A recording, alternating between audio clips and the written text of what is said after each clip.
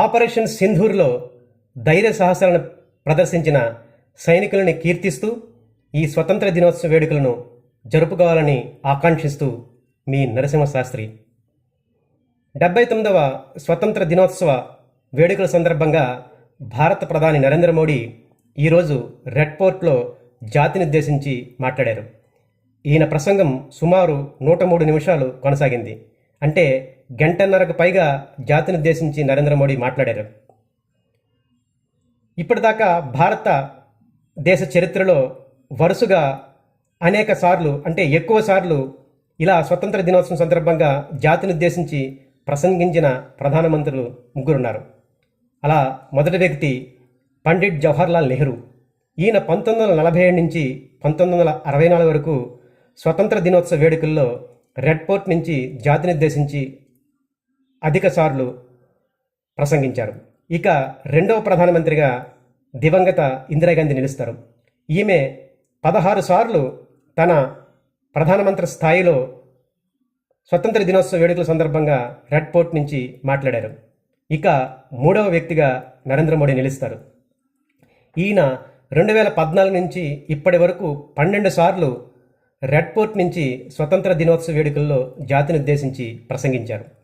నాలుగో వ్యక్తిగా మన్మోహన్ సింగ్, ఐదవ వ్యక్తిగా వాజ్పేయి నిలవడం మనం గమనించాలి. 79వ స్వతంత్ర దినోత్సవ వేడుకల సందర్భంగా ప్రధానమంత్రి నరేంద్ర మోడీ జాతినుద్దేశించి మాట్లాడుతూ అనేక అంశాలని ప్రకటించారు.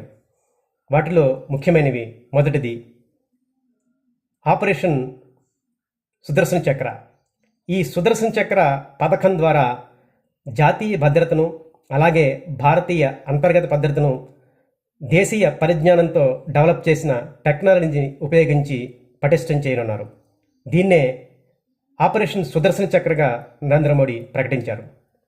రెండవది, నిరుద్యోగ యువకులకు అనేక పథకాలను ప్రకటిస్తూ నరేంద్ర మోడీ తన ఉపన్యాసంలో యువతకు పెద్దపీట వేశారు. ఇక మూడో అంశం సింధు నది జలాలు. ఇప్పుడు పాకిస్తాన్ ఈ సింధు నది జలాల గురించే అనేక సంచలనాత్మక ప్రకటనలు చేస్తుంది. ముఖ్యంగా ఆసిఫ్ మున్నీర్ అమెరికా నుంచి మాట్లాడుతూ సింధు నది జలాలని భారతదేశం ఆపినట్లయితే, అలాగే ఆ నదిపై డ్యాములు కట్టినట్లయితే మేము వాటిని మిసైల్స్తో పేల్చేస్తామని అణుబెదిరింపుల్ని, హెచ్చరికల్ని ఆసిఫ్ మున్నీర్ చేసిన సందర్భంలో నరేంద్ర మోడీ తన జాతినుద్దేశించి చేస్తున్న ప్రసంగంలో పాకిస్తాన్ని గట్టిగా వార్నింగ్ చేశారు. ఎవరు కూడా భారతదేశాన్ని బెదిరించలేరు. మేము సింధు నది జలాలలో ఒక్క నీటి బొట్టును కూడా పాకిస్తాన్కి ప్రస్తుత పరిస్థితుల్లో ఇవ్వం.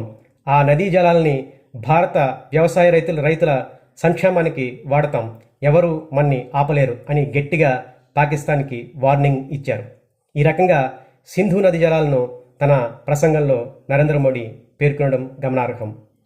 మరొక అంశం జిఎస్టీ రేట్లని వచ్చే దీపావళికి తగ్గించి ప్రస్తుతం ఉన్న జిఎస్టీ 3 స్లాబుల్ని 2 స్లాబులుగా మారుస్తున్నట్లు నరేంద్ర మోడీ తన ప్రసంగంలో పేర్కొని అందరినీ ఆశ్చర్యానికి గురిచేశారు.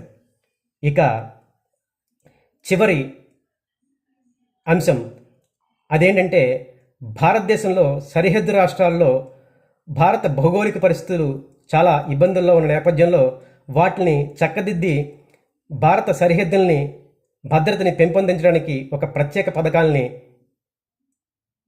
ప్రత్యేక స్కీమ్స్ని ఏర్పాటు చేస్తున్నట్లు నరేంద్ర మోడీ తన స్వతంత్ర దినోత్సవ వేడుకల్లో ప్రకటించారు. ఈ రకంగా అనేక సంచలన నిర్ణయాల్ని ప్రకటిస్తూ మరొక అంశాన్ని కూడా నరేంద్ర మోడీ తన ప్రసంగంలో పేర్కొన్నారు. అదే ఆర్ఎస్ఎస్ని కీర్తించడం. భారతదేశ చరిత్రలో ఇలా ఆర్ఎస్ఎస్ని స్వతంత్ర దినోత్సవ వేడుకల సందర్భంగా రెడ్ ఫోర్ట్ నుంచి జాతినుద్దేశించి మాట్లాడుతూ ఆర్ఎస్ఎస్ని కొనియాడడం ఇదే మొట్టమొదటిసారి. ఏ ప్రధానమంత్రి కూడా స్వతంత్ర దినోత్సవ వేడుకల్లో ఇలా ఆర్ఎస్ఎస్ని కీర్తించలేదు.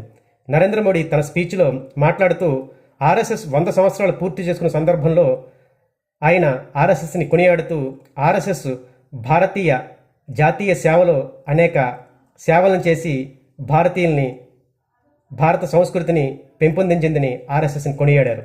ఇలా ఆర్ఎస్ఎస్ని కొనియాడిన మొట్టమొదటి ప్రధాని నరేంద్ర మోడీ, అది కూడా ఆగస్టు 15 స్పీచ్లో. ఈవెన్ గవర్నమెంట్లో కూడా వాజ్పేయి కూడా ఎప్పుడు ఆర్ఎస్ఎస్ని ఇలా పొగుడుతూ స్వతంత్ర దినోత్సవ వేడుకల్లో ఎప్పుడు ఈ రకంగా ఆర్ఎస్ఎస్ని కీర్తించిన సందర్భాలు లేవు.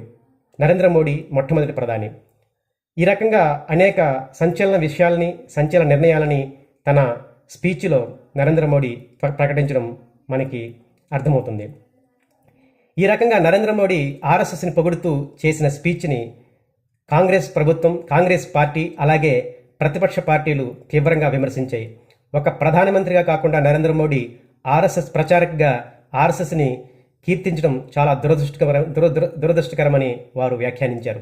అయితే ఈ విమర్శలు ఎలా ఉన్నా నరేంద్ర మోడీ తన జాతినుద్దేశించిన ప్రసంగంలో ప్రజల్ని ఆకర్షించారని అనడంలో ఎటువంటి సందేహం లేదు. Thank you.